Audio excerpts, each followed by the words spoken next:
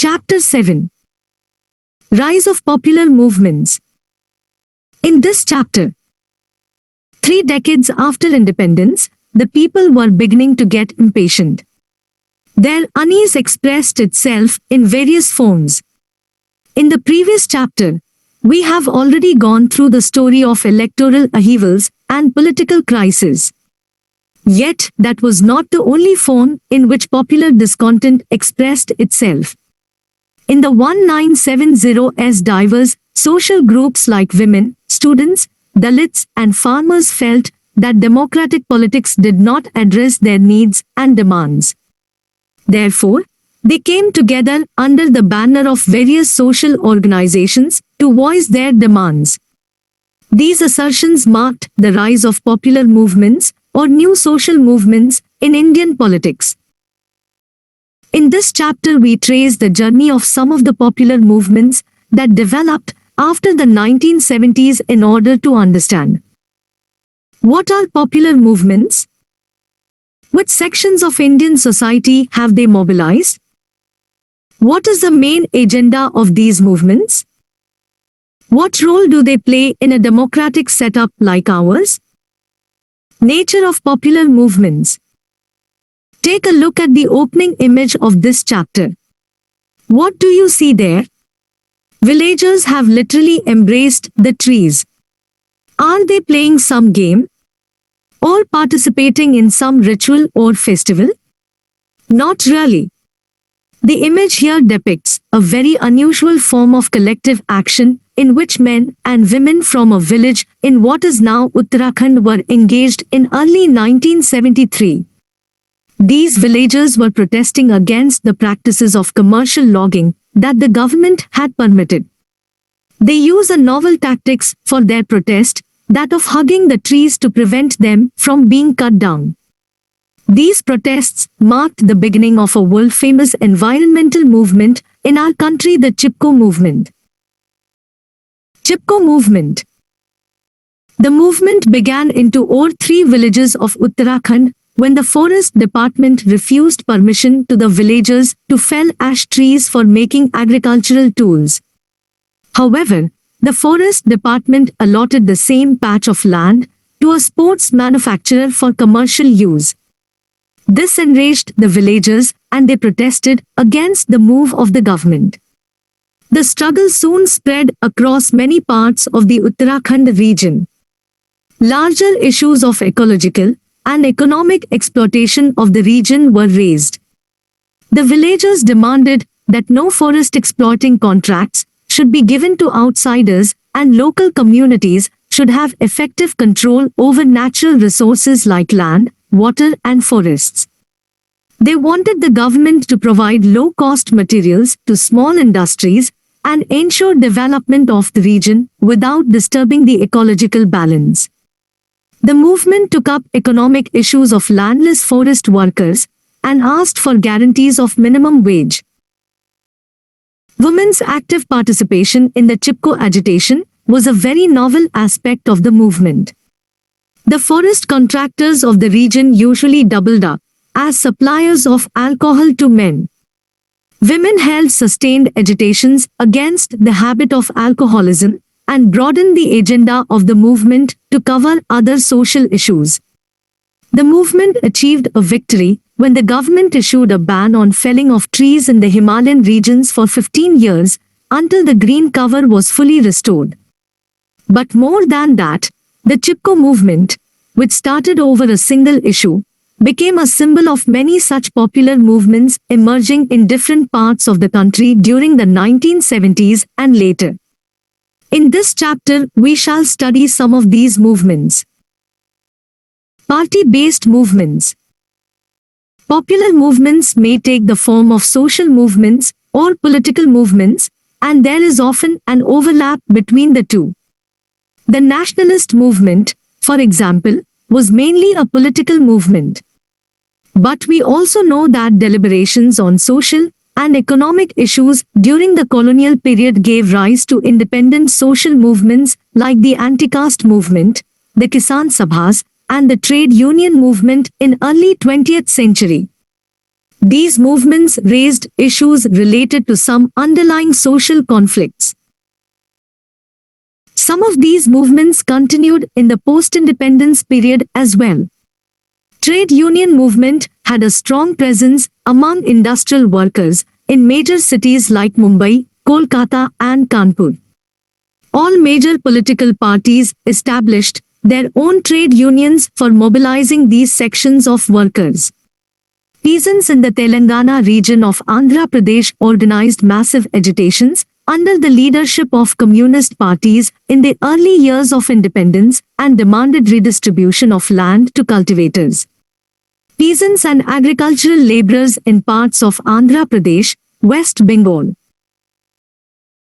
Bihar and adjoining areas continued their agitations under the leadership of the Marxist-Leninist workers, who were known as the Naxalites. You have already read about the Naxalite movement in the last chapter. The peasants and the workers' movements mainly focused on issues of economic injustice and inequality. These movements did not participate in elections formally, and yet they retained connections with political parties, as many participants in these movements, as individuals and as organizations, were actively associated with parties. These links ensured a better representation of the demands of diverse social sections in party politics. Rise of popular movements. Non-party movements. In the 1970s and 1980s, many sections of the society became disillusioned with the functioning of political parties. Failure of the Janata experiment and the resulting political instability were the immediate causes. But in the long run, the disillusionment was also about economic policies of the state. The model of planned development that we adopted after independence was based on twin goals of growth and distribution. You have read about it in Chapter 3. In spite of the impressive growth in many sectors of economy in the first 20 years of independence, poverty and inequalities persisted on a large scale. Benefits of economic growth did not reach evenly to all sections of society. Existing social inequalities like caste and gender sharpened and complicated the issues of poverty in many ways. There also existed a gulf between the urban industrial sector and the rural agrarian sector. A sense of injustice and deprivation grew among different groups. Many of the politically active groups lost faith in existing democratic institutions and electoral politics. They therefore chose to step outside of party politics and engage in mass mobilization for registering their protests. Students and young political activists from various sections of the society were in the forefront in organizing the marginalized sections such as Dalits and Adivasis. The middle-class young activists launched service organizations and constructive programs among rural poor. Because of the voluntary nature of their social work, many of these organizations came to be known as voluntary organizations or voluntary sector organizations. These voluntary organizations chose to remain outside party politics. They did not contest elections at the local or regional level, nor did they support any one political party. Most of these groups believed in politics and wanted to participate in it, but not through political parties. Hence, these organizations were called non-party political formations. They hoped that direct and active participation by local groups of citizens would be more effective in resolving local issues than political parties. It was also hoped that direct participation by people will reform the nature of democratic government. Such voluntary sector organizations still continue their work in rural and urban areas. However, their nature has changed. Of late, many of these organizations are funded by external agencies, including international service agencies. The ideal of local initiatives is weakened as a result of availability of external funds on a large scale to these organizations. Dalit Panthers. Read this poem by well-known Marathi poet Namdeo Dhasal. Poem by Namdeo Dhasal. Turning their backs to the sun, they journeyed through centuries. Now we must refuse to be pilgrims of darkness. That one, our father, carrying the darkness is now bent. Now we must lift the burden from his back. Our blood was spilled for this glorious city, and what we got was the right to eat stones now. Now we must explode the building that kisses the sky. After 1,000 years we were blessed with sunflower-giving fakir. Now, we must like sunflowers turn our faces to the sun. English translation by Jayant Karve and Ilyana Zeliot of Namdeo Dhasal's Marathi poem in Golpitha. Do you know who these pilgrims of darkness in this poem are, and who the sunflower-giving fakir was that blessed them? The pilgrims were the Dalit communities who had experienced brutal caste injustices for a long time in our society, and the poet is referring to Dr. Ambedkar as their liberator. Dalit poets in Maharashtra wrote many such poems during the decade of 70s. These poems were expressions of anguish that the Dalit masses continue to face even after 20 years of independence. But they were also full of hope for the future, a future that Dalit groups wished to shape for themselves. You are aware of Dr. Ambedkar's vision of socio-economic change and his relentless struggle for a dignified future for Dalits outside the Hindu caste-based social structure. It is not surprising that Dr. Ambedkar remains an iconic and inspirational figure in much of Dalit liberation writings. Origins.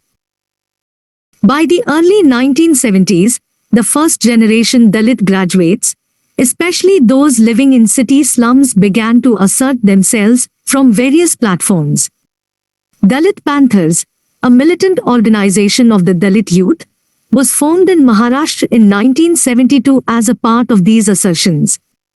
In the post-independence period, Dalit groups were mainly fighting against the perpetual caste-based inequalities and material injustices that the Dalits faced in spite of constitutional guarantees of equality and justice.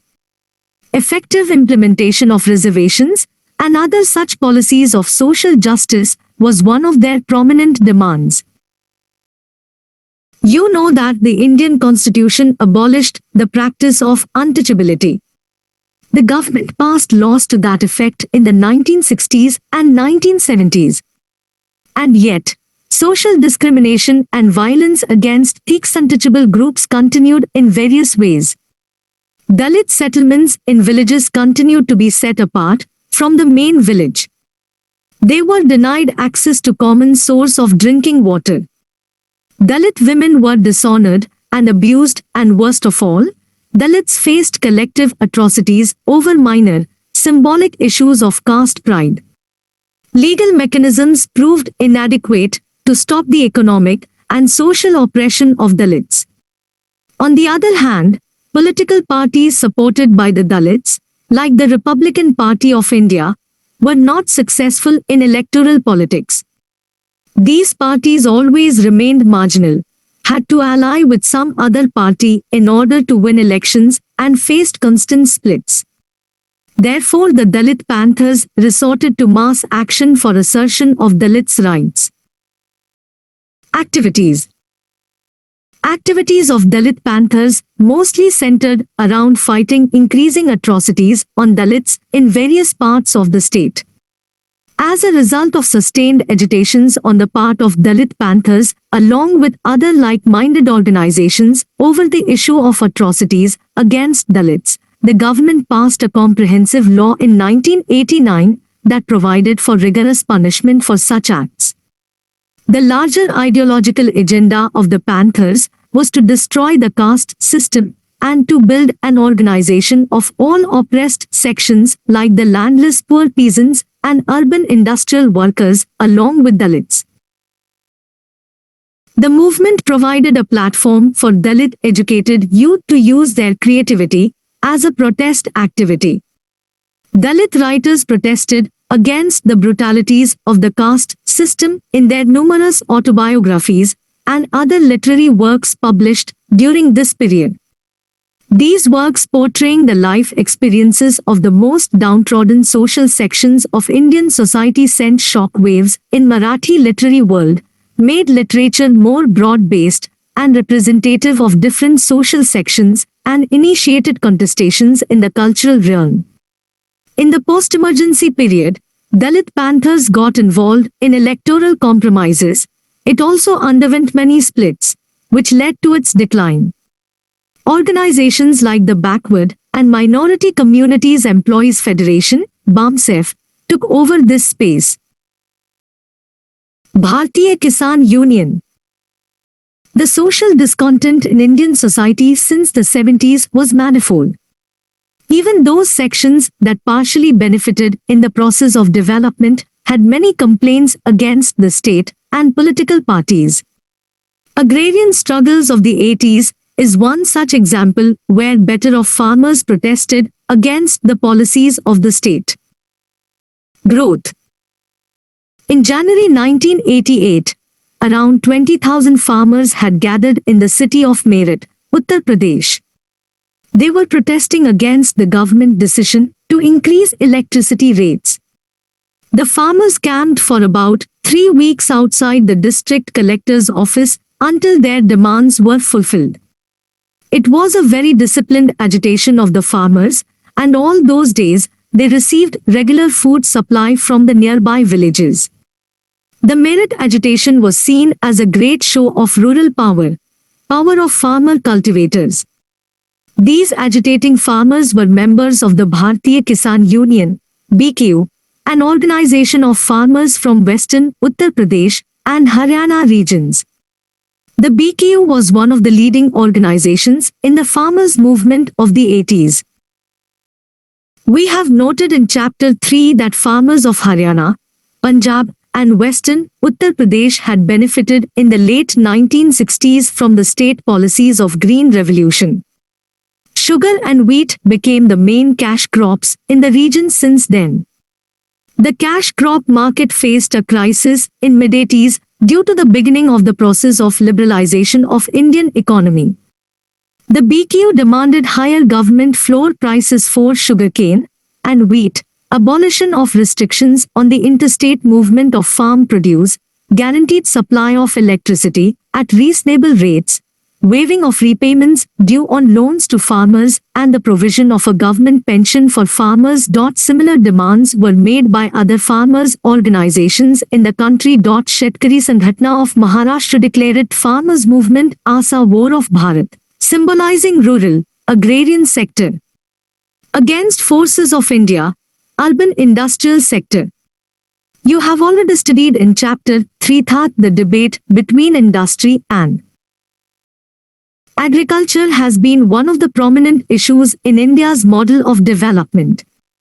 The same debate came alive once again in the 80s when the agricultural sector came under threat due to economic policies of liberalization. Characteristics.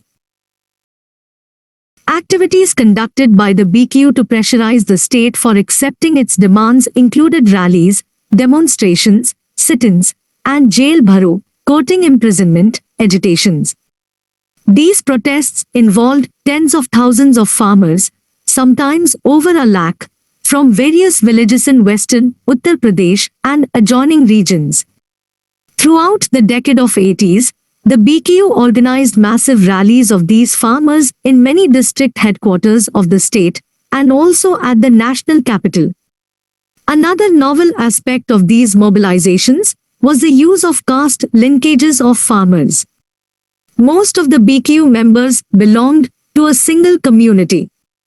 The organization used traditional caste panchayats of these communities in bringing them together over economic issues.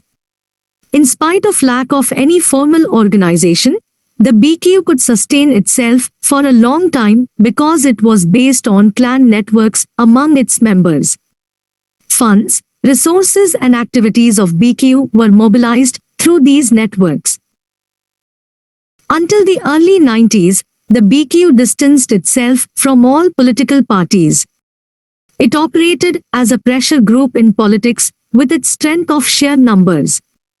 The organization, along with the other farmers' organizations across states, did manage to get some of their economic demands accepted. The farmers' movement became one of the most successful social movements of the 80s in this respect. The success of the movement was an outcome of political bargaining powers that its members possessed. The movement was active mainly in the prosperous states of the country. Unlike most of the Indian farmers who engage in agriculture for subsistence, members of the organizations like the BQ grew cash crops for the market. Like the BQ, farmers' organizations across states recruited their members from communities that dominated regional electoral politics. Shetkari Sanghatna of Maharashtra and Raita Sangha of Karnataka are prominent examples of such organizations of the farmers. National Fish Workers Forum. Do you know that the Indian fishers constitute the second largest fishing population in the world? Both in the eastern and the western coastal areas of our country, hundreds of thousands of families, mainly belonging to the indigenous fishermen communities, are engaged in the occupation of fishing. These fish workers' lives were threatened in a major way when the government permitted entry to mechanized trawlers and technologies like bottom trawling for large-scale harvest of fish in the Indian seas. Throughout the 70s and 80s, local fish workers' organizations fought with the state governments over the issues of their livelihood. Fisheries being a state subject, the fish workers were mostly mobilized at the regional level.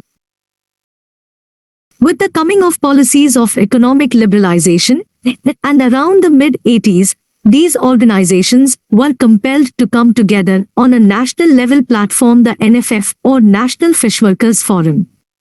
Fish workers from Kerala took the main responsibility of mobilizing fellow workers, including women workers from other states. Work of the NFF consolidated when in 1991 it fought its first legal battle with the Union government successfully. This was about the government's deep-sea fishing policy that opened up India's waters to large commercial vessels, including those of the multinational fishing companies. Throughout the 90s, the NFF fought various legal and public battles with the government. It worked to protect the interests of those who rely on fishing for subsistence rather than those who invest in the sector for profit. In July 2002, NFF called for a nationwide strike to oppose the move of the government to issue licenses to foreign trawlers. The NFF joined hands with organizations all over the world for protecting ecology and for protecting lives of the fish workers. Anti-Ncert movement. When the BQ was mobilizing the farmers of the north, an altogether different kind of mobilization in their rural areas was taking shape in the southern state of Andhra Pradesh. It was a spontaneous mobilization of women demanding a ban on the sale of alcohol in their neighborhoods. Liquor mafia take to heels as women hit back. Based on a report in Inadu, 29 October 1992. The women of village Gundlur in Kalikari Mandal of Chittoor district assembled and resolved to put an end to the sale of arak in their village. They conveyed this resolution to the village arak vendor. They turned back the jeep that brought arak packets to the village. However, when the village arak vendor informed the contractor about this, the contractor sent him a gang of men to help him resume sales. Women of the village were adamant and opposed this move.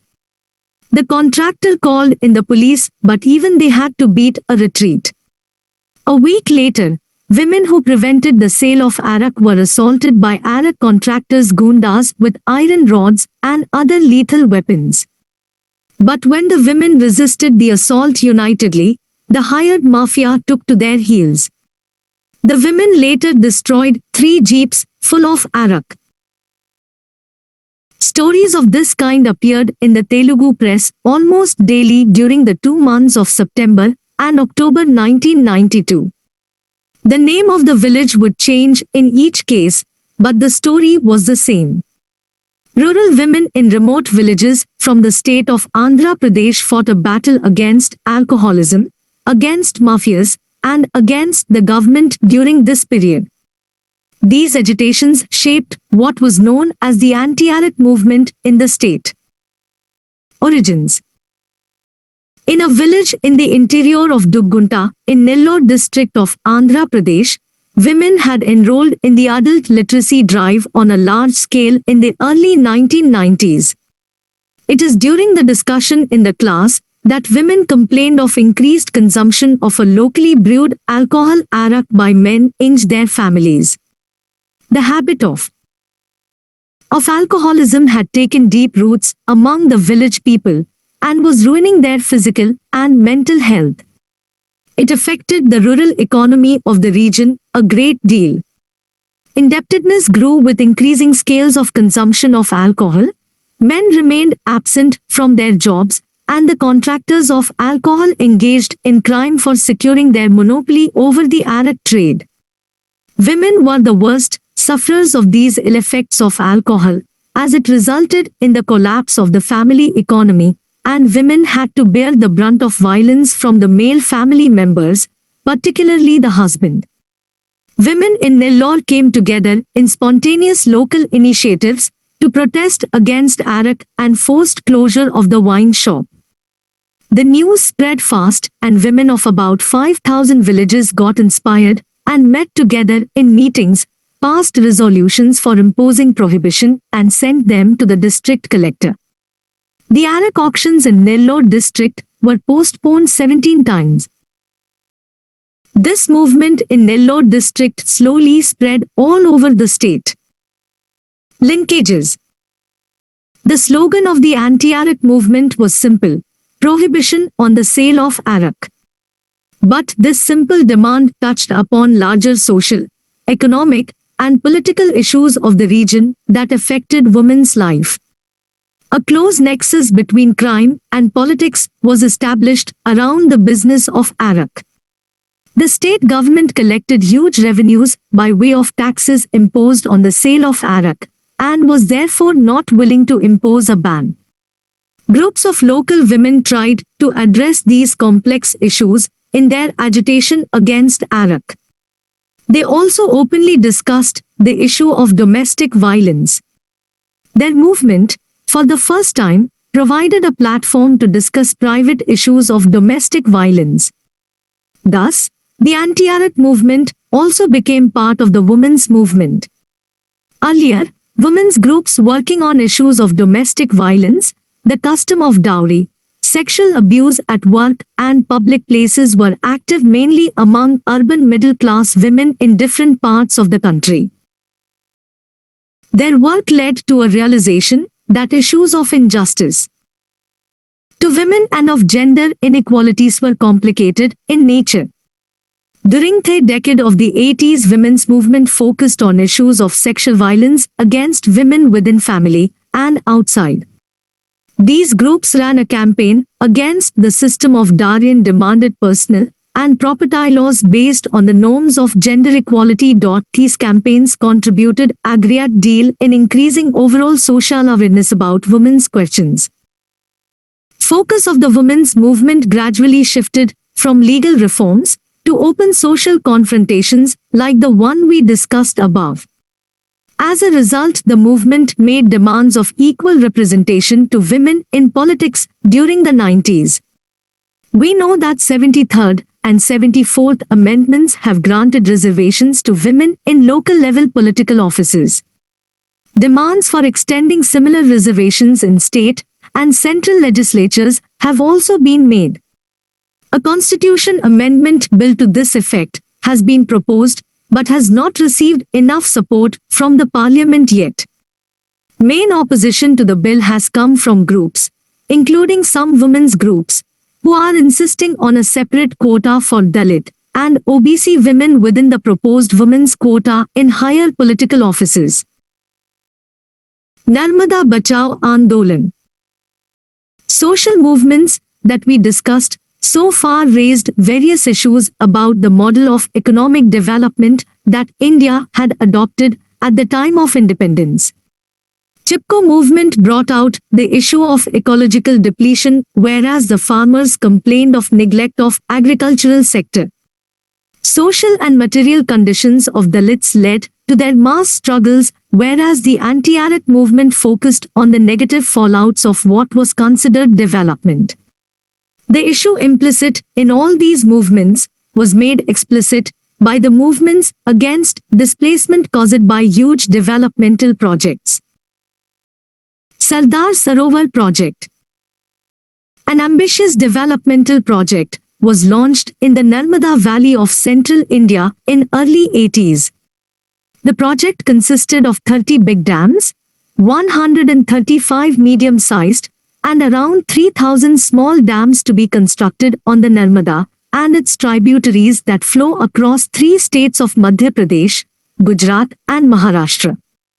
Sardar Sarovar project in Gujarat and the Narmada Sagar project in Madhya Pradesh were 2 of the most important and biggest multipurpose dams planned under the project. Narmada Bachao Andolan, a movement to save Narmada, opposed the construction of these dams and questioned the nature of ongoing developmental projects in the country. Sardar Sarovar project is a multipurpose mega-scale dam. Its advocates say that it would benefit huge areas of Gujarat and the 3 adjoining states in terms of availability of drinking water and water for irrigation, generation of electricity, and increase in agricultural production. Many more subsidiary benefits like effective flood and drought control in the region were linked to the success of this dam. In the process of construction of the dam, 245 villages from these states were expected to get submerged. It required relocation of around 2.5 lakh people from these villages. Issues of relocation and proper rehabilitation of the project-affected people were first raised by local activist groups. It was around 1988 to 1989 that the issue crystallized under the banner of the NBA, a loose collective of local voluntary organization. Debates and struggles. Since its inception, the NBA linked its opposition to the Sardar Sarovar project with larger issues concerning the nature of ongoing developmental projects, efficacy of the model of development that the country followed, and about what constituted public interest in a democracy. It demanded that there should be a cost-benefit analysis of the major developmental projects completed in the country so far. The movement argued that larger social costs of the developmental projects must be calculated in SUCAN analysis. The social costs included forced resettlement of the project-affected people, a serious loss of their means of livelihood and culture, and depletion of ecological resources. Initially, the movement demanded proper and just rehabilitation of all those who were directly or indirectly affected by the project. The movement also questioned the nature of decision-making processes that go in the making of mega-scale developmental projects. The NBA insisted that local communities must have a say in such decisions, and they should also have effective control over natural resources like water, land, and forests. The movement also asked why, in a democracy, should some people be made to sacrifice for benefiting others. All these considerations led the NBA to shift from its initial demand for rehabilitation to its position of total opposition to the dam. Arguments and agitations of the movement met vociferous opposition in the states benefiting from the project, especially in Gujarat. At the same time, the point about right to rehabilitation has been now recognized by the government and the judiciary. A comprehensive national rehabilitation policy formed by the government in 2003 can be seen as an achievement of the movements like the NBA. However, its demand to stop the construction of the dam was severely criticized by many as obstructing the process of development denying access to water and to economic development for many. The Supreme Court upheld the government's decision to go ahead with the construction of the dam, while also instructing to ensure proper rehabilitation. Narmada Bachao Andolan continued a sustained agitation for more than 20 years. It used every available democratic strategy to put forward its demands. These included appeals to the judiciary, mobilization of support at the international level, public rallies in support of the movement, and the revival of forms of satyagraha to convince people about the movement's position. However, the movement could not garner much support among the mainstream political parties, including the opposition parties. In fact, the journey of the Narmada Bachao Andolan depicted a gradual process of disjunction between political parties and social movements in Indian politics. By the end of the 90s, however, the NBA was not alone. There emerged many local groups and movements that challenged the logic of large-scale developmental projects in their areas. Around this time, the NBA became part of a larger alliance of people's movements that are involved in struggles for similar issues in different regions of the country. Lessons from popular movements. The history of these popular movements helps us to understand better the nature of democratic politics. We have seen that these non-party movements are neither sporadic in nature nor are these a problem. These movements came up to rectify some problems in the functioning of party politics and should be seen as integral part of our democratic politics. They represented new social groups whose economic and social grievances were not redressed in the realm of electoral politics. Popular movements ensured effective representation of diverse groups and their demands. This reduced the possibility of deep social conflict and disaffection of these groups from democracy. Popular movements suggested new forms of active participation and thus broadened the idea of participation in Indian democracy. Critics of these movements often argue that collective actions like strikes, sit-ins and rallies disrupt the functioning of the government, delay decision-making and destabilize the routines of democracy. Such an argument invites a deeper question: why do these movements resort to such assertive forms of action? We have seen in this chapter that popular movements have raised legitimate demands of the people and have involved large-scale participation of citizens. It should be noted that the groups mobilized by these movements are poor, socially and economically disadvantaged sections of the society from marginal social groups. The frequency and the methods used by the movements suggest that the routine functioning of democracy did not have enough space for the voices of these social groups. That is perhaps why these groups turn to mass actions and mobilizations outside the electoral arena. This can be seen in the recent case of the new economic policies. As you will read in Chapter 9, there is a growing consensus among political parties over the implementation of these policies. It follows that those marginal social groups who may be adversely affected by these policies get less and less attention from political parties as well as the media. Therefore, any effective protest against these policies involves assertive forms of action that are taken up by the popular movements outside the framework of political parties.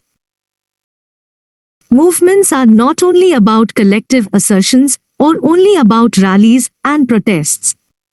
They involve a gradual process of coming together of people with similar problems, similar demands, and similar expectations.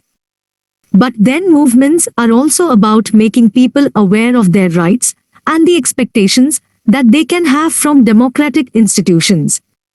Social movements in India have been involved in these educative tasks for a long time and have thus contributed to expansion of democracy rather than causing disruptions.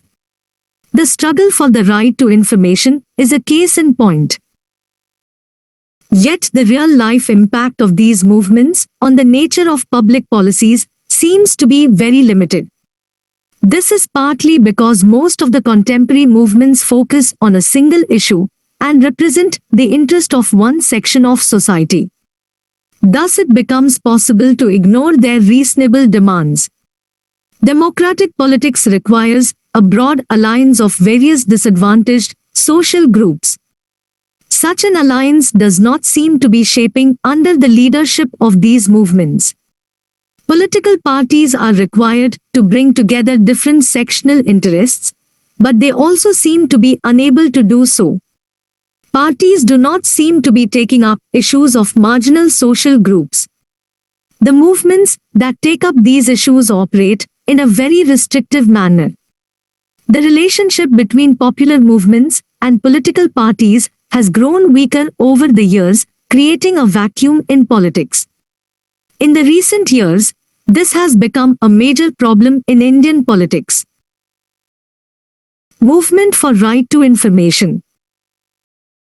The Movement for Right to Information, RTI, is one of the few recent examples of a movement that did succeed in getting the state to accept 1990, when a mass-based organization called the Mazdoor Kisan Shakti Sangathan, MKSS, in Rajasthan took the initiative in demanding records of famine relief work and accounts of laborers. The demand was first raised in Bhim Tehsil in a very backward region of Rajasthan. The villagers asserted their right to information by asking for copies of bills and vouchers and names of persons in the muster rolls who have been paid wages on the construction of schools, dispensaries, small dams and community centers.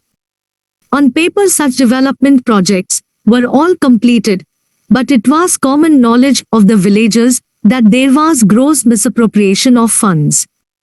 In 1994 and 1996, the MKSS organized Jan Sunwais or public hearings, where the administration was asked to explain its stand in public.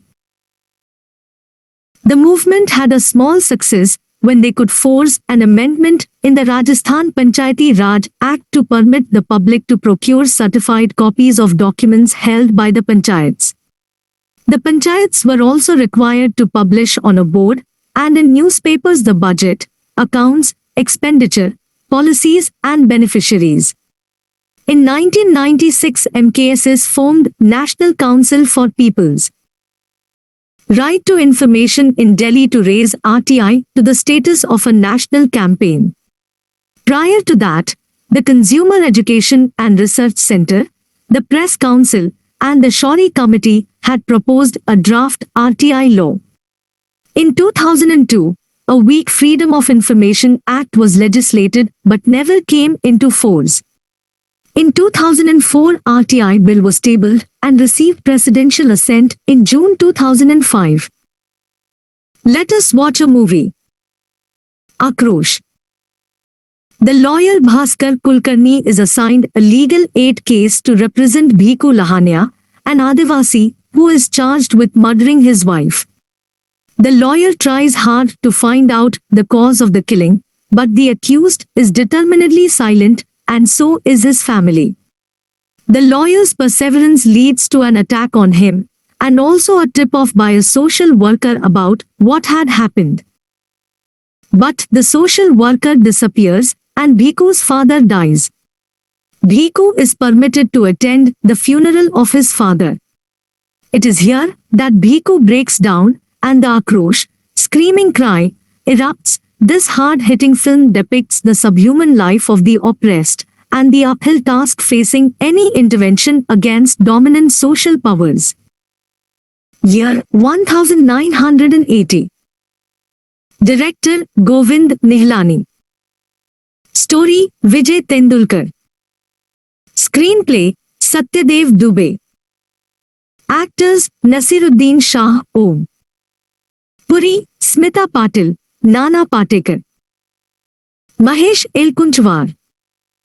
Let us research. Identify at least one popular movement in your city or district in the last 25 years. Collect the following information about that movement. When did it start? How long did it last? Who were the main leaders? Which social groups supported the movement? What were the main issues or demands of the movement? Did it succeed? What was the long-term effect of the movement in your area?